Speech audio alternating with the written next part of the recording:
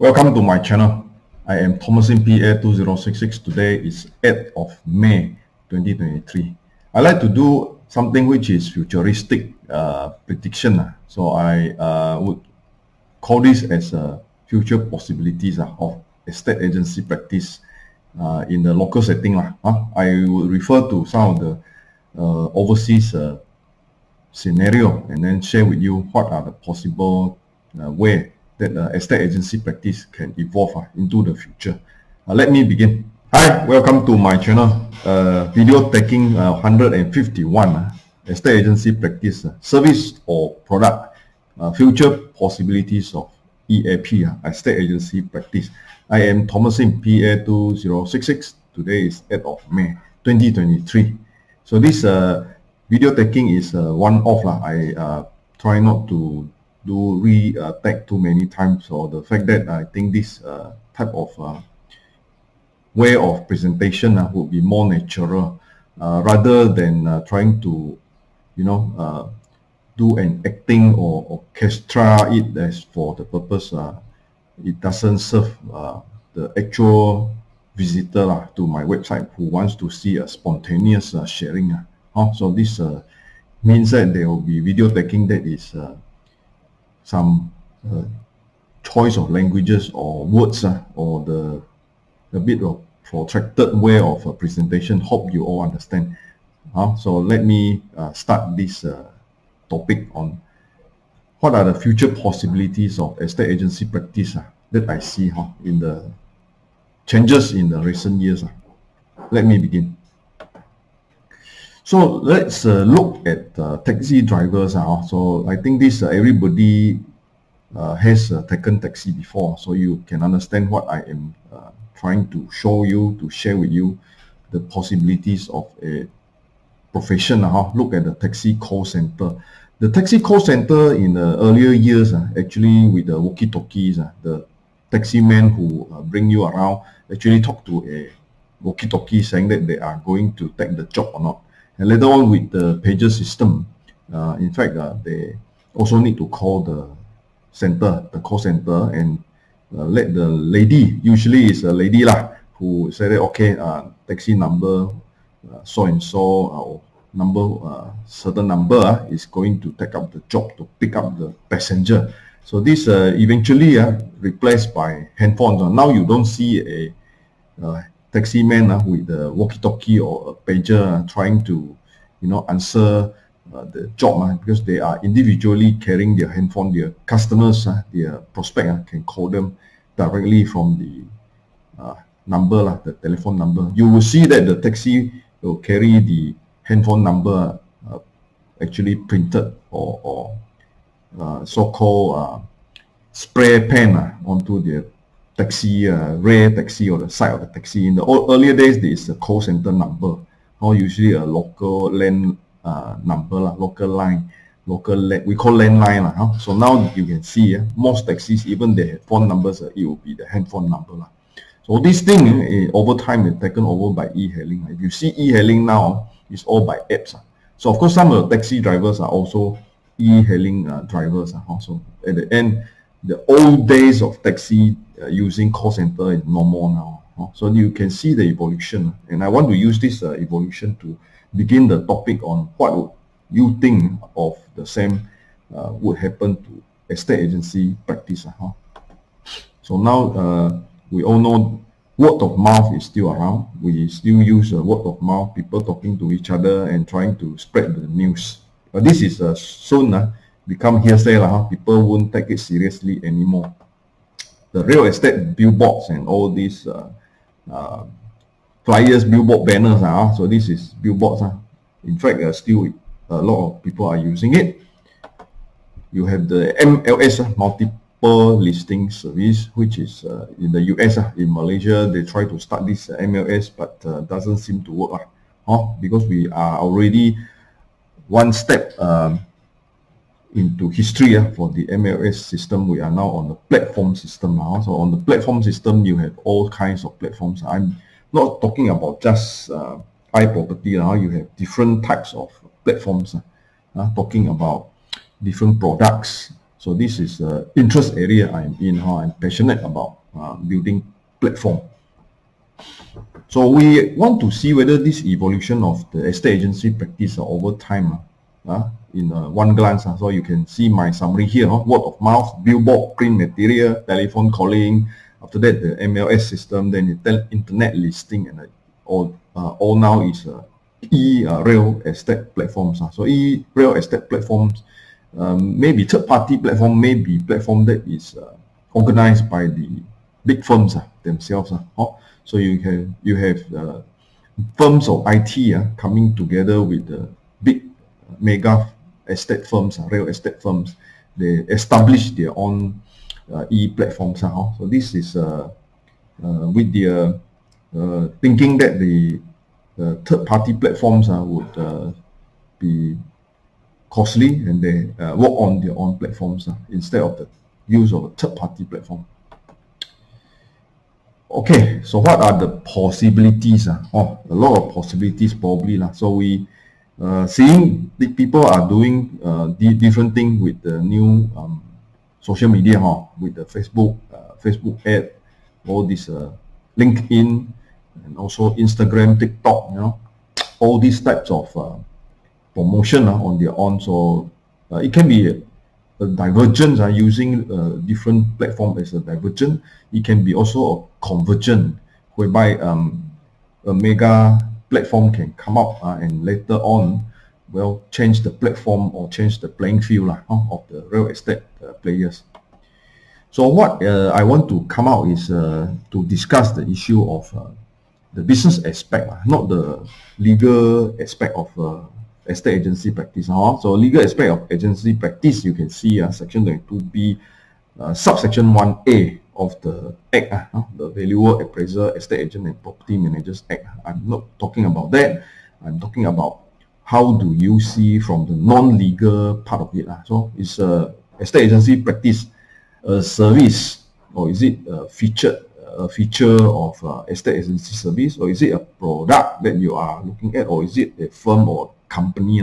So these are in fact argumentative way of showing what a profession is. So if you think of a doctor, is doctor a service, or is a doctor a clinic having a feature? That means he has his stethoscope, he has the scanner or whatever measurement can be done using some tools inside his clinic. Or is it a product? Is a medical package, a product like whole body screening, insurance screening? Is it a product, or is it a company, a chain of medical clinics?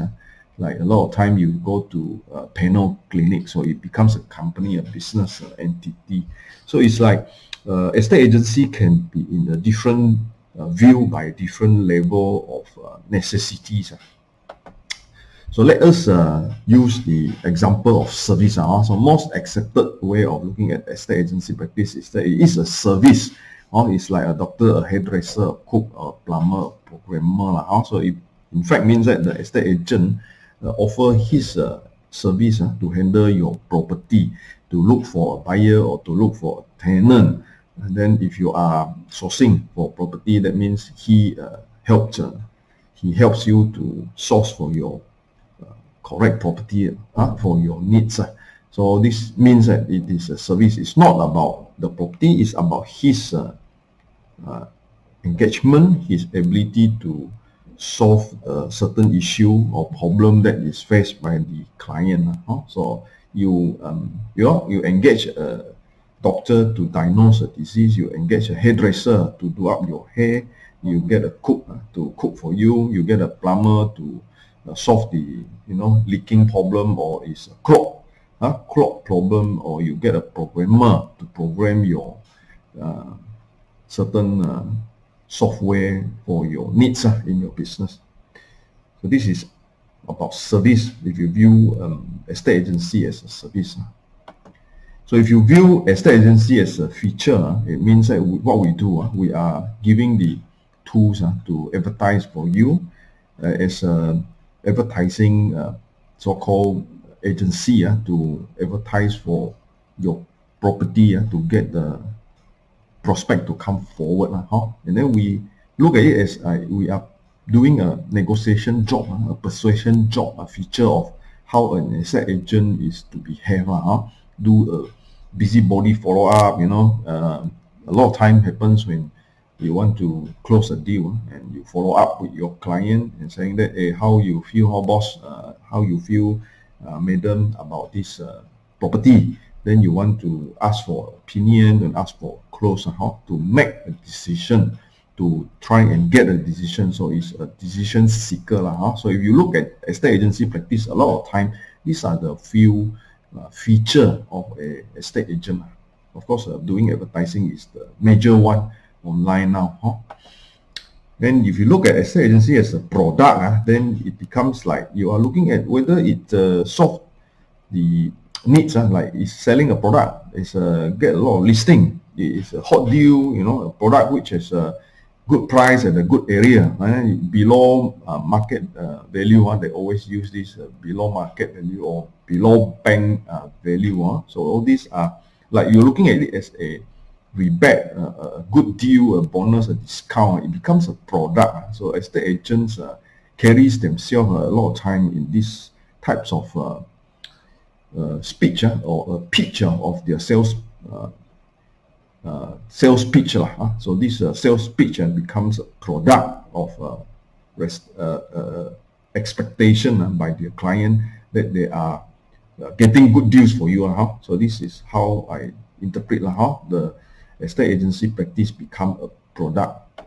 And at the end, it is a firm. After all, it's ABC Real Estate, or it's the XYZ Properties and Berhad, it's a realtor, or it's a realty company, or it's a MLM scheme. Sometimes it becomes a MLM scheme as they recruit their downlines.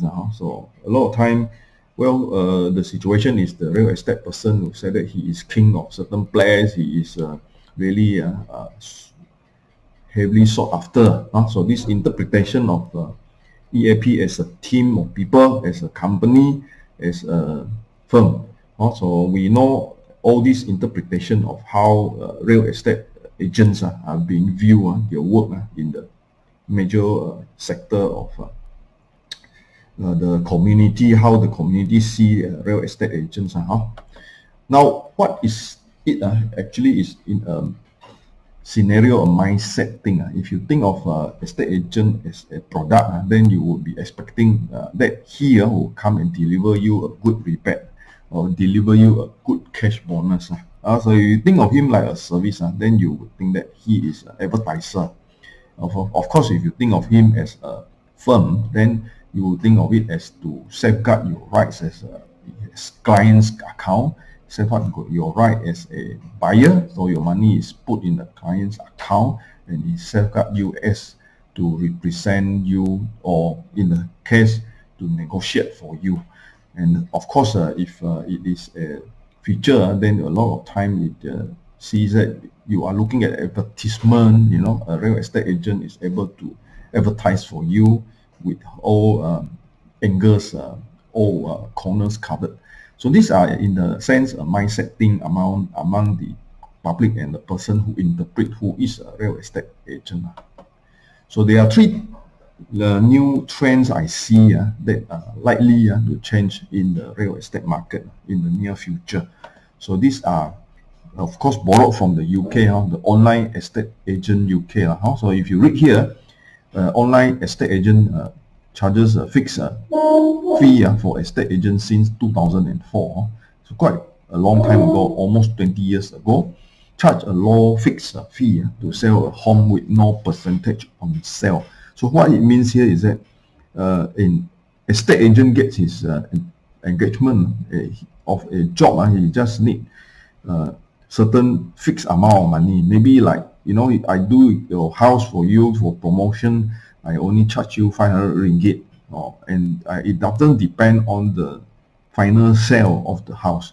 So if the house is sold at 1 million, I just take from you a 500 ringgit fee. The reason is to promote for you. I am not doing other than promoting, as in advertising. So some of these estate agents, they just do advertisement. They don't go and do viewing. They don't go and prepare open house for you. So type of online estate agent in the UK, they are different from the high street agent in the UK. High street agent in the UK is similar to our negotiator here.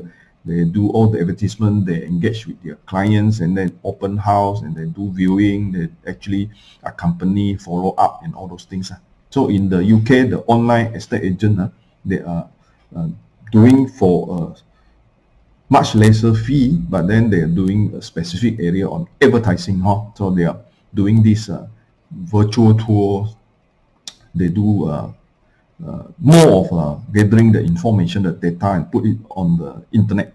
So they are also fully qualified as in under the National Association of Estate Agents.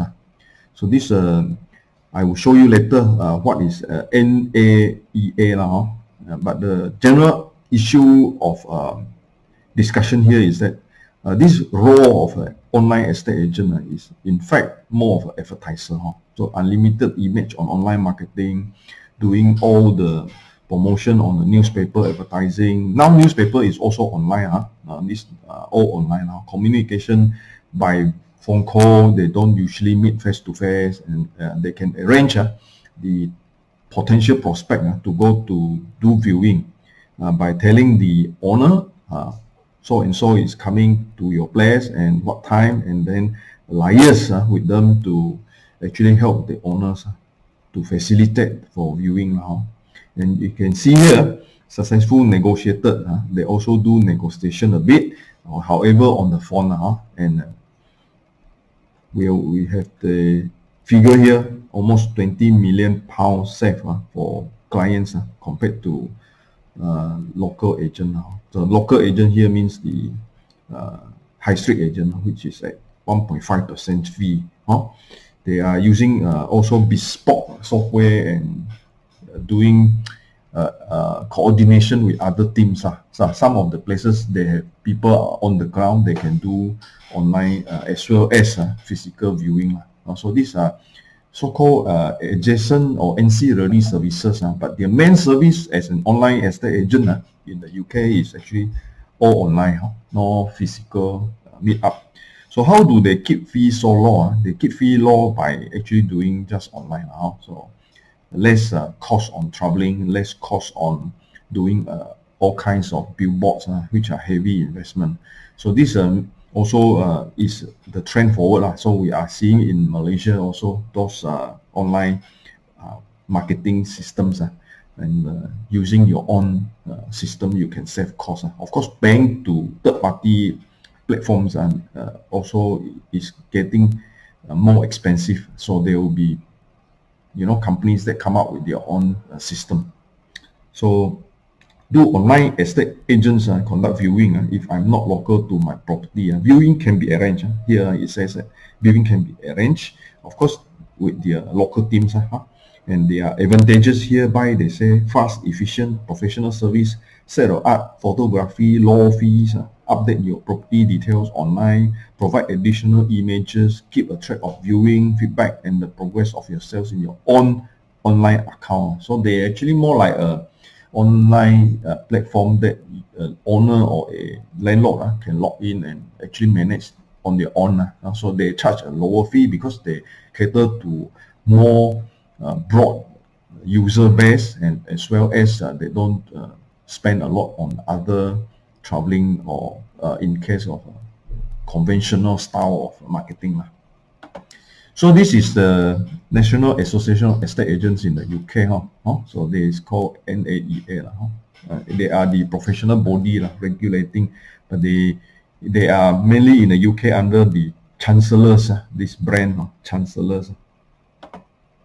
So online estate agents in UK summarize it as advantageous because they are low fee, only on a quantum amount, which can be a fixed fee, not up to negotiation, but at a fixed lower fee. Maybe just I do it for you for 500 ringgit.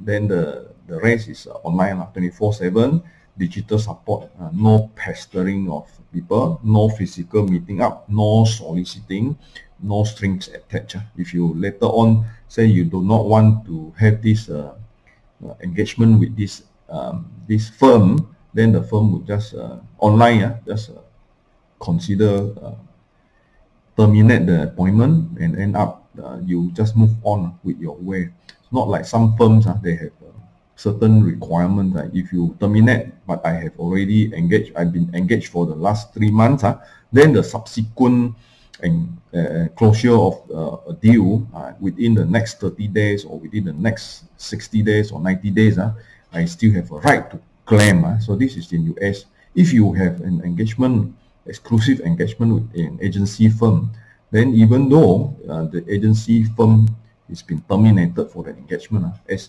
it is understood that within reasonable time in Malaysia MEAS as well. So this within reasonable time and exclusive appointment or engagement still claimable for the fees. So these are issues that in the future may be overcome by online estate agents. So call centers, we talk about it like in the case of taxi. For an estate agent and online estate agent, it can be a call center as well. So this call center, you can see the India IT outsource, it become call center for the whole world. So now if you look at the way that this can be managed in situation of the estate agency, if you have an estate agency that runs a call center, so this becomes a call center for making appointment engagement with your potential property owners. So we have a call center in the case here supporting the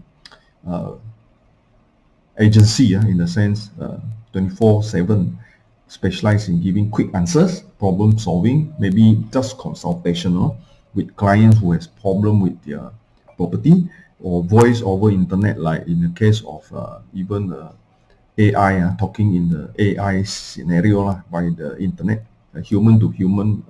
Also can you can have online like a call center for services like internet services or whatever. Then you also can have an online service for real estate. At any time you call the number, the hotline, there will be some estate agent there to answer your queries. So this can be extended service into even repair and maintenance, even sourcing for your needs, as in according to your needs, and negotiated deal, like even a short-term rental and kind of Airbnb style. So of course there are blur area in law, and also in the case of local law and regulation, whether that is allowed or not now. So you have to check with your local authorities. And of course, there are advantages like no extra fee charge, no obligation to deal with the call center, and then they are supported, of course, by various platforms. So in case that you don't like to talk to the person, you can just click and go to other online system that they have, so that you can get your information, or you can get the suggested solutions, to your issues.